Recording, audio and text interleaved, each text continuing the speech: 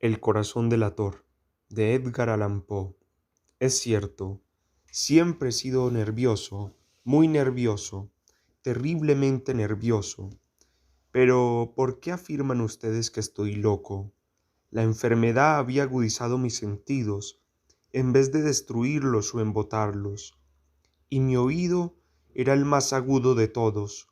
Oía todo lo que puede oírse en la tierra y en el cielo. Muchas cosas oí en el infierno.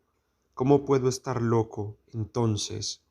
Escuchen y observen con cuánta cordura, con cuánta tranquilidad les cuento mi historia.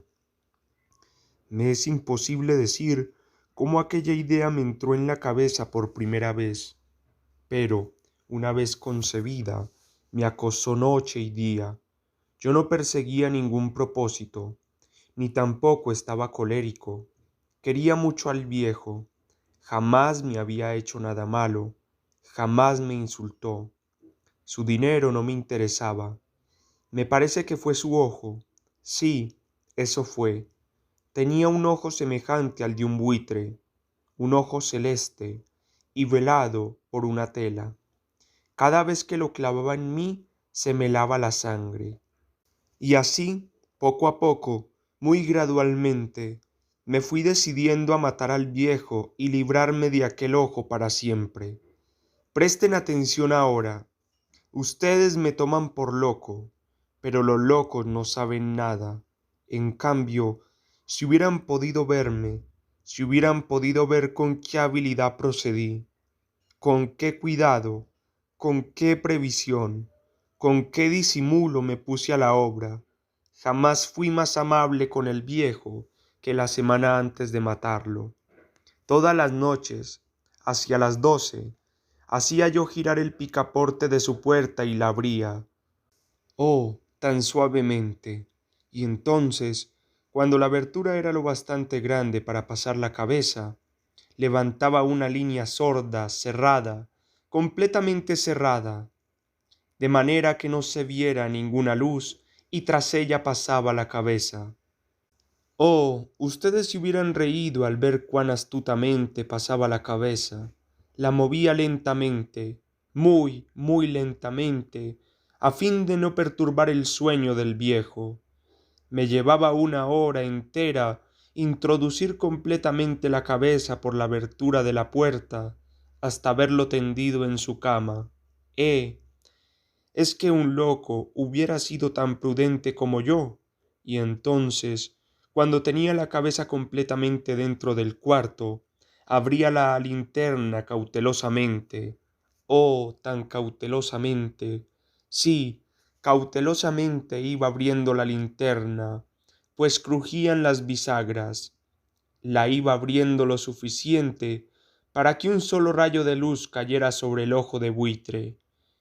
Y esto lo hice durante 7 largas noches, cada noche a las 12, pero siempre encontré el ojo cerrado, y por eso me era imposible cumplir mi obra, porque no era el viejo quien me irritaba, sino el mal de ojo.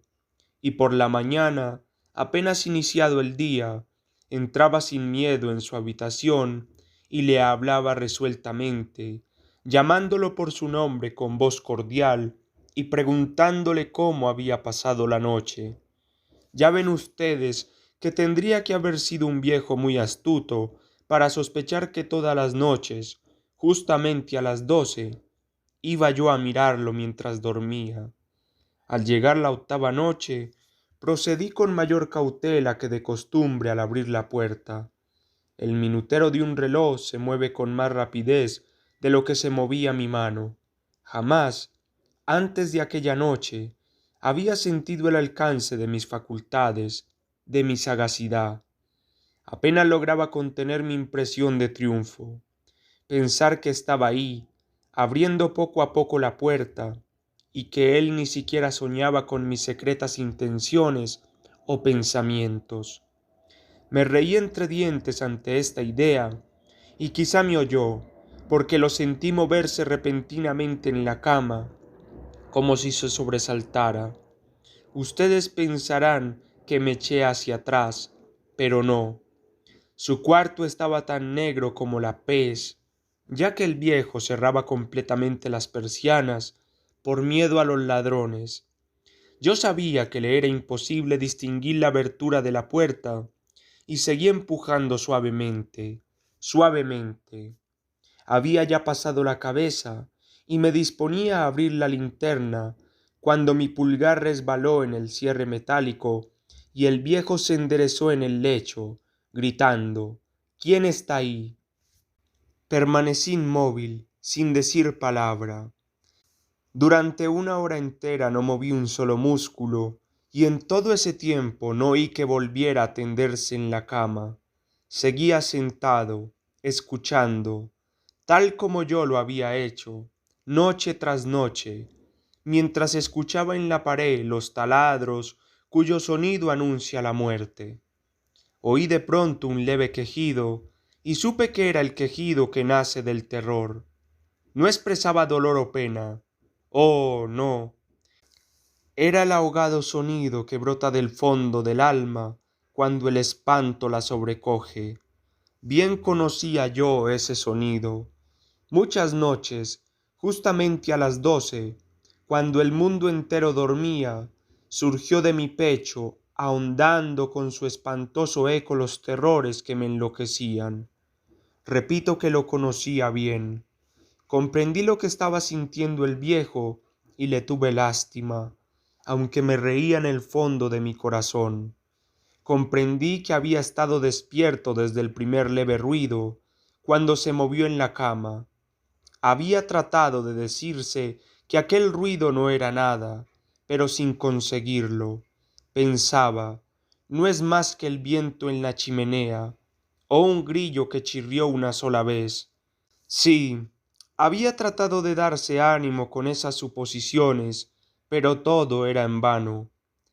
Todo era en vano, porque la muerte se había aproximado a él, deslizándose furtiva, y envolvía a su víctima, y la fúnebre influencia de aquella sombra imperceptible era la que lo movía a sentir, aunque no podía verla ni oírla, a sentir la presencia de mi cabeza dentro de la habitación. Después de haber esperado largo tiempo, con toda paciencia, sin oír que volviera a acostarse, resolví abrir una pequeñísima ranura en la linterna. Así lo hice. No pueden imaginarse ustedes con qué cuidado, con qué inmenso cuidado, hasta que un fino rayo de luz, semejante al hilo de la araña, brotó de la ranura y cayó de lleno sobre el ojo de buitre. Estaba abierto, abierto de par en par, y yo empecé a enfurecerme mientras lo miraba. Lo vi con toda claridad, de un azul apagado y con aquella horrible tela que me helaba hasta el tuétano, pero no podía ver nada de la cara o del cuerpo del viejo, pues, como movido por un instinto, había orientado el haz de luz exactamente hacia el punto maldito. ¿No les he dicho ya que lo que toman erradamente por locura es sólo una excesiva agudeza de los sentidos? En aquel momento llegó a mis oídos un resonar apagado y presuroso, como el que podría ser un reloj envuelto en algodón. Aquel sonido también me era familiar. Era el latir del corazón del viejo. Aumentó aún más mi furia, tal como el redoblar de un tambor estimula el coraje de un soldado. Pero incluso entonces me contuve y seguí callado. Apenas si respiraba. Sostenía la linterna de modo que no se moviera, tratando de mantener con toda la firmeza posible el haz de luz sobre el ojo. Entretanto, el infernal latir del corazón iba en aumento. Se hacía cada vez más rápido, cada vez más fuerte, momento a momento. El espanto del viejo tenía que ser terrible, cada vez más fuerte, más fuerte. ¿Me siguen ustedes con atención? Les he dicho que soy nervioso. Sí, lo soy. Y ahora, a medianoche, en el terrible silencio de aquella antigua casa, un resonar tan extraño como aquel me llenó de un horror incontrolable. Sin embargo, me contuve todavía algunos minutos y permanecí inmóvil, pero el latido crecía cada vez más fuerte, más fuerte. Me pareció que aquel corazón iba a estallar, y una nueva ansiedad se apoderó de mí. Algún vecino podría escuchar aquel sonido. La hora del viejo había sonado. Lanzando un alarido, abrí del todo la linterna y me precipité en la habitación. El viejo clamó una vez, nada más que una vez. Me bastó un segundo para arrojarlo al suelo y echarle encima el pesado colchón.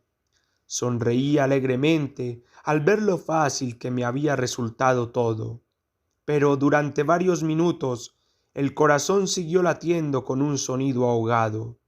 Claro que no me preocupaba, pues nadie podría escucharlo a través de las paredes. Cesó por fin de latir.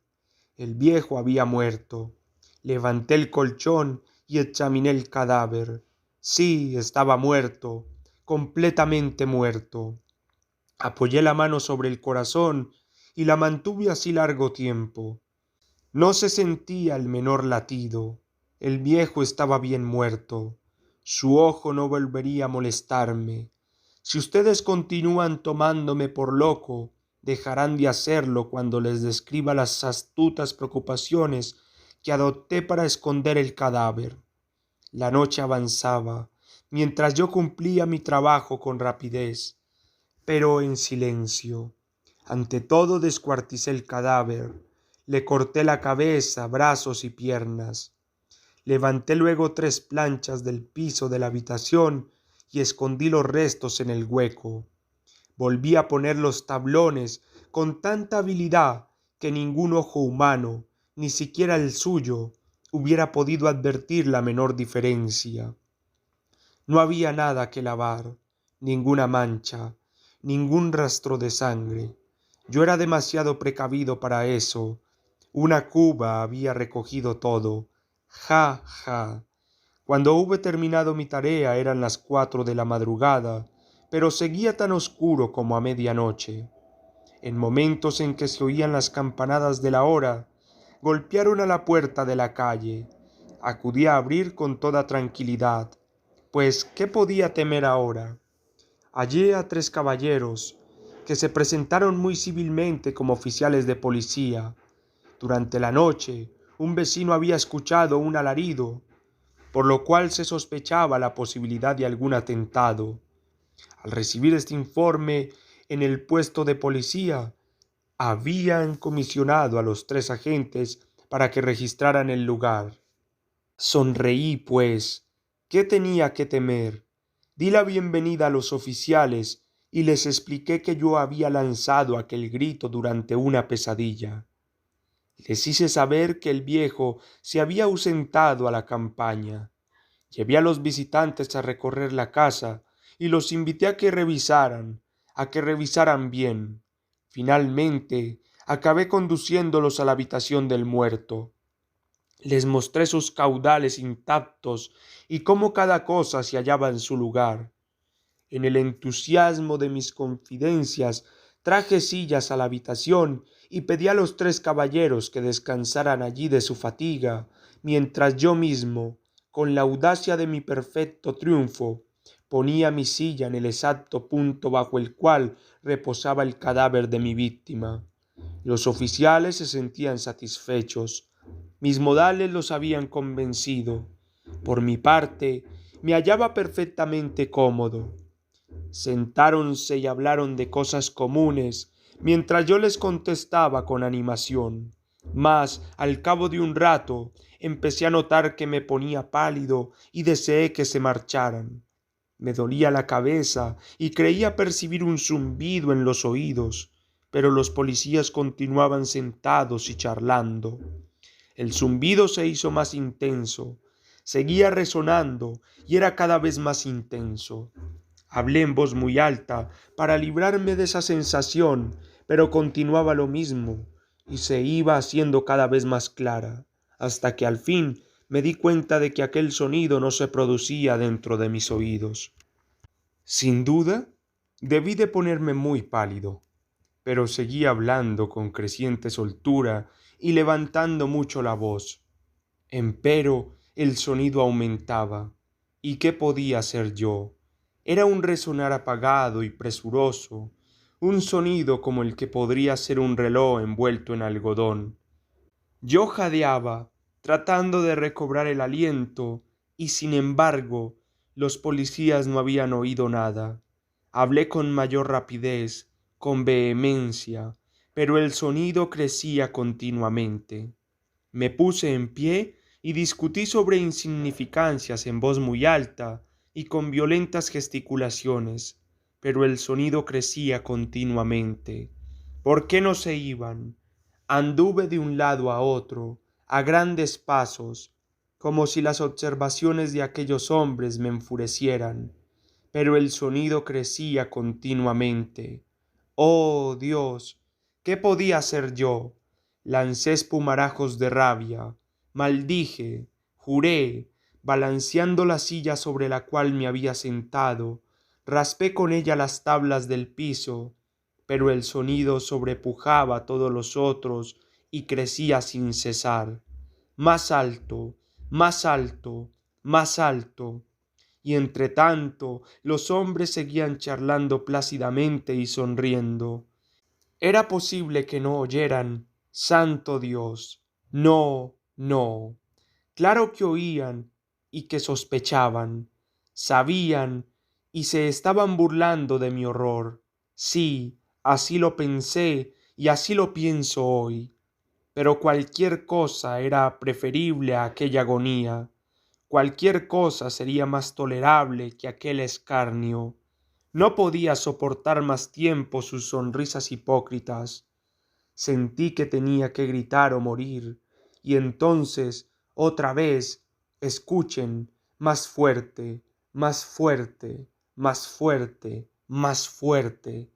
Basta ya de fingir, malvados, aullé. Confieso que lo maté. Levanten esos tablones. Ahí, ahí, donde está latiendo su horrible corazón.